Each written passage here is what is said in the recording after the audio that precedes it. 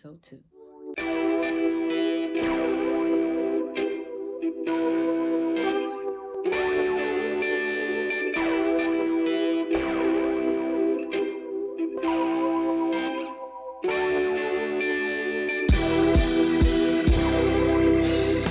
Hi everybody, so we're here again for the first layer of transformation, and we're talking about identity.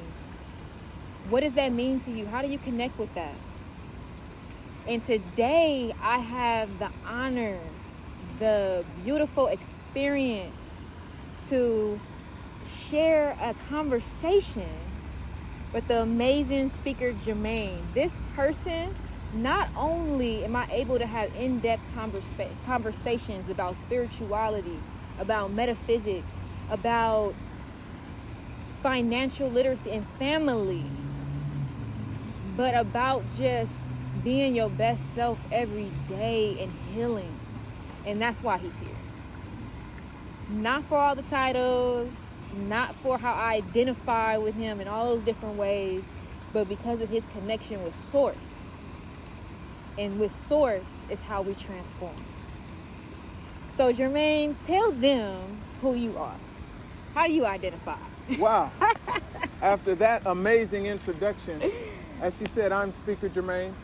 I have been everything in our community. I have been an activist. I have been a part of so many different organizations. I founded in 2016 New Black Wall Street. I would consider myself a soulful entrepreneur. That is something that I'm really in tune with. I've been working in the community since 1989. It has been an honor and a privilege. My biggest accomplishment is my 5 children that I absolutely love. And that to me is the greatest title that you can have. In the context of identification, it would be father. I love being a father because father to me is a metaphor for furtherer. I create an environment to intellectually, physically, and spiritually to further my 5 seeds that chose me to be their father, as well as other people in my community. So that's who I am. So, Jermaine, when it comes to identity, what does that even spark inside of you? How does that word identify with you? Yeah. You know, identity is very interesting. I want to tell you a funny story. We're sitting here near USC, and some time back, someone gave me a really good football ticket, and I had never sat that close before. So I went down into a section that I'd never been before. And when I got there, I heard this guy screaming out my name. And I looked around, and he was like, Jermaine, Jermaine. And I was like, hey, how you doing? He was like, you don't remember me? And I said, I'm sorry, I don't. He said, we went to high school together. And I said, oh, man, I'm sorry, I don't. What's your name? He told me his name, and we began to talk. And he said, well, where you sitting at? I said, I'm on the 11th row. He said to me, well, I'm on the 2nd row. Come sit with me. So we're sitting down, watching the game, all excited every play. And he looks at me and he says, you really don't remember me, do you? And I said, man, I'm so sorry. I don't remember you. You know, it's been since 1989. Yeah. He said, well, that's okay, man. You don't remember me, but, you know, I remember you. Okay, cool. He says, let's go get something to drink. We get up to go get something to drink. He says, you want a beer? I said, no, I don't drink. I just take some water. Long story short, we went back down and we sat down, and I'm looking out of the corner of my eye trying to see, I can't identify him. I don't remember him. You know what he says to me? He says, that's okay.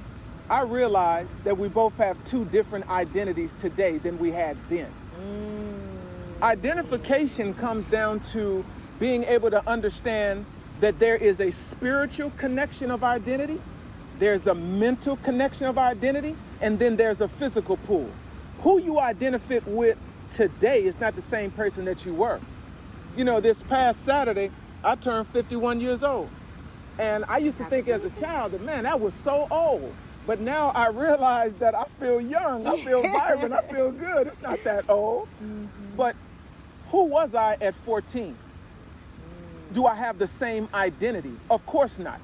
because identification is connected with an evolution of consciousness. This is what I mean. From 0 to 3 is your biggest intellectual growth unconsciously. From 3 to 6 is another growth spurt. From 6 to 9 is another growth spurt. And all of that represent the wiring of the subconscious mind. Now, as we begin to get older, based upon the information, the education, the entering of information into our mind puts us in a position to identify. So now our identity is based upon what? What somebody put in. But the authenticity of identification is what comes out. This is why identity is connected between these particular perils. So when a person says, I graduated, that's an identity. When a person says, I'm working a job, that's an identity. When a person says, I am married, that's an identity. But let us look at the spiritual interpretation of identity. And here it is. When you do what you love to do, your soul dances in a field of infinite possibility. Your identification goes back to the soul. And the essence of our soul identity is that the soul can't be burnt, it can be wet, it can be touched. The soul is that essence that governs all things in the universe, and it transcends time. That's why the identification of your passion, it flows and there's no limitation. When you do what you love to do, time flies by because you have gone back to the essence of your spiritual self. So your identity is your soul. Then for a moment you have waking consciousness and awareness when you're in your physical identity. So your identity, I'm married, I have a job, I live here, I have a girlfriend, I have a boyfriend, whatever your identification make this much money, is. I go to this church. Exactly. That's your identification. But in between that is the mind. Deepak Chopra said one of the most profound things. He said that the brain is busy trying to figure out what the soul already knows. Yes. So people go on these whole life journeys seeking something away from what they already know. What they already are. Just to come back to find it. Come back to find it. So level 1, your spiritual identity is limitless, timeless, and spaceless. That's the spiritual interpretation of identity. Your identity of your physical self is what you name it at different dimensions of your life. Now here's a nugget. My physical self at 51, every year, my body is on a molecular shift. So my stomach makes a new stomach lining every 5 days. Every 90 days, red blood cells. Every 120 days, white blood cells. A new kidney and liver every 6 months. New skin every 30 to 45 days. Complete new skeleton every 11 months. So the identification of myself at 50, I died off. Now I'm 51. I have a new identity. Wow. Here's another nugget. The only reason that we continue with the same consciousness is because our brain is locked into a matrix of what society and people mirror back to us what our identity is. Here's a football player walking down. The person says, hey, that's the wide receiver for the LA Rams. That's the identity that he accepts. See? Person says that, oh, there go a basketball player. He plays for the Lakers. They name him and he accepts the identity of that particular person. But how can we transform that? Because of this. The label that you give yourself should always have an opportunity to grow and expand. Labels are not permanent. They're temporary in identifying you in a stage of your life. Infant, child, adult. No one would say that I am in the 12th grade and I'm still there. That person is evolving, growing, and expanding the identity of the person. So what you call yourself, I was just about to. What do you call yourself? The I am. Here it is, the I am. But how about I am essence? Because if you're essence, nobody really can debate with that. When you put an external label on it, somebody can debate. Think about this. Here's my last point on this. If you take every school of thought and those schools of thought saying we are aspiring for the same outcome, oppressed people would say, okay, great. So we all want to be able to be mentally, morally, spiritually, and financially stable. but they're different schools of thought. So it's like a child going home and says, my child, I have triplets. They're all in the same grade, but they have different teachers. The child comes home and say, Mommy, I was taught today that 5 plus 2 equals 7. The next child comes in and say, Mommy, I was taught 0 plus 7 equals 7. The next child comes in and say, Mommy, I was taught 6 plus 1 equals 7. Is anybody wrong? No. Nobody is wrong. They're using what? The principle of mathematics that governs the entire universe to come to an outcome. But the reason that we can't use the principle of mathematics in regards to a solution for us is because our identities are so ingrained with the individual to our physical selves govern our mental and spiritual selves, and we're in the prison of identification. So that leads into my next question, because I was want to ask you, are you telling us something? Oh, you did something like this. Okay, so that goes into my next question, because I was going to ask you about the problems people are having right now of identifying with their godly self, that knowing, and how much difficulty they're probably having in this age of technology, in the mimic of spiritual technology. Right. Because when you're dealing with social media, when you're dealing with the internet, that's a mimic of the mind, that's a mimic of the universe, that's a mimic of how we create. So do you see that as being a big problem, or is the problem already there and just from person to person? Right. You know, problem is nothing more than a statement that requires a solution. As we evolve, we're going to always have a influence of physical technology. There are two tracks that's running. There's a spiritual technology and there's a physical technology. Now, some people could use social media as a tool to bring down humanity. Some people could use it as a tool to uplift humanity. When we look at society, we must begin to understand that every invention in its beginning has faults. It is just like the evolution of the human being. We grow to the point to where we can evolve to tweak the issues that we have within ourselves. I think that spiritual technology is evolving. More people are doing affirmations. There's more meditation. There's more seeking to understand food as it relates to the human body. I think that spiritual tools are expanding all over the world. There are physical things that's going on as well. But here's the key point.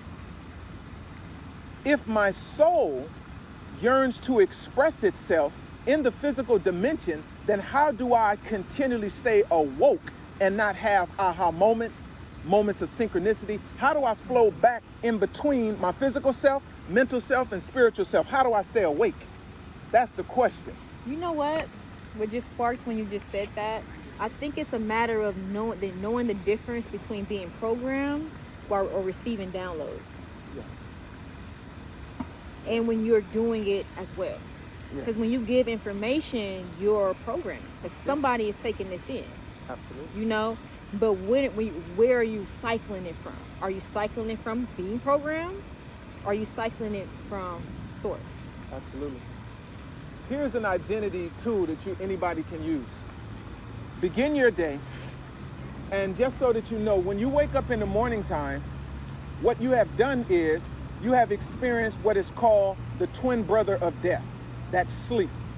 When you go to sleep, your senses are not dead, they're nullified because your soul is traveling. When you come back into your physical body and you wake up, here's the key for you. Your brain waves are in what is called theta. Theta is the limitless, timeless dimension of your brain to connect to all things in the verse, universe, one song, one creative expression. So when you do that, you wake up in the morning time, imagine 100 points of power on your head. Imagine it. Begin your day. And if you live in Los Angeles, bam, as soon as you get up, we got a test for you, and it's called traffic. So as soon as you get in your car, ask yourself this question. How long is it going to take me to lose energy of 100 points of power?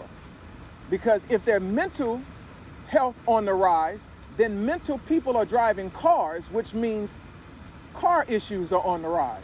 So ask yourself this question. How long is it going to take me to lose my 100 points of power? A person swerves in front of you. You say, oh, what are you going? What are you doing? You don't know what you're doing. Bam, you just lost 10 points. So ask yourself this question. How can I not respond to physical things and maintain my state of consciousness? You do it through the level of 21. Count down 21 times each time an event happened to bring your awareness back into your body. And when you do that, your soul is now the focus point. Because if you eat physical things, then your physical body is stronger than your mental and your spiritual self. But life renders life and death renders death. So if 21 countdowns will bring you back to the awareness of your soul, and you simply can be the observer of your body and the observer of the car. So spirit is moving the vehicle, not your physical self. Thank you so much for that. Very well. Thank you so much for that. Very well. And if we were just to pinpoint some key points of the things that you just said for people to take with them, what were the main things that you would like them to take with them?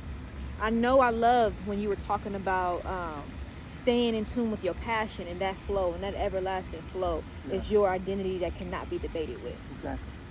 Exactly. What are a couple other things that you want to make sure that they take with them that you know will assist them in their transformation process? Absolutely. So identity, your identity is not fixed. It's just like this. Imagine on this side is the word identity, and imagine on this side is the word problem. No problem is fixed in time and space. Your identity is not fixed in time and space. Understand that creativity is a catalyst for change. Your consciousness creates an environment that's conducive for you to change anything in your life. So when you take into consideration that you can change yourself. How do you change yourself? Discipline is the bridge for you to realize your dreams. So what if I say this to you? I challenge you right now. I want you to realize that right now in this moment, you're not living your best life. I challenge you right now to throw down everything that is hindering you to stepping into your greatness. I want you now to write out your obituary, what you've accomplished in your life. I want you to write out your identity, and I want you to screen save it on your phone and look at it and count down 21 days. And from that 21 days of identity, I want you to take massive action. Shift your consciousness to the belief that everything that shows up is my teacher, not my condemner. And every single day, massive action in 21 days. Bam! Your life is changed. Thank you so much for that. And it's a challenge. It's a challenge. It's a challenge to see who you are right now, who you would like to be, and what you can make happen into your life. What you choose to identify with. Because it's all about perspective. Absolutely. Based on your continuous ability to evolve. And like Jermaine explained earlier, you're going to be changing anyway. Your physical body changes anyway. Will you allow your perspective to change as your body changes? Will you allow your spirit to express itself more and more and expand as your body changes? Because only then will you know the different perspectives of the life you actually want to live. So thank you so much for tuning in and going through this layer of identity. And thank you so much for bringing your wisdom. 51 years of wisdom, you guys. And just your spiritual expression. Thank you. Because that is your power. Thank you. And that's where I identify with you. Thank you so much. So peace and have a wonderful day, everyone. Thank you.